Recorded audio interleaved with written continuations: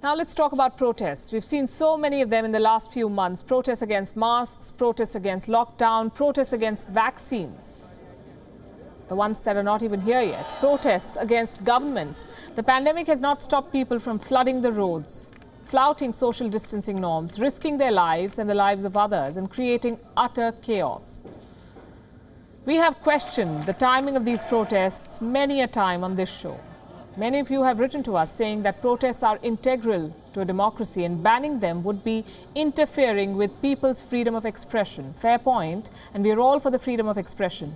But there is a time and place for everything, and protests are no exception. Let me tell you what is making headlines in Israel today. The Israeli parliament has approved a law restricting protests during the Wuhan virus lockdown. It bans Israelis from holding demonstrations more than a kilometer from their homes. Critics are calling it anti-democratic. What about the health crisis that these protests pose? Are they discounting it? And about the move being quote-unquote anti-democratic, I want to make a little case tonight, and this is not in favor of Israel or the government of Prime Minister Benjamin Netanyahu. It is in favor of democracy and the right to life. You see, Israel is one of the most resilient democracies of our times.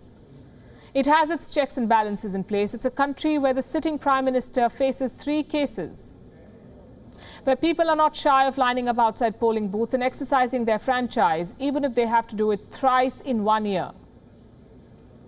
The country has a free press. Israel's democracy cannot be bought with a carrot. It is a country where people are free to protest against their leader, even when he's scoring foreign policy goals and very big ones, even when he's normalizing ties with the Arab world, delivering on his promises.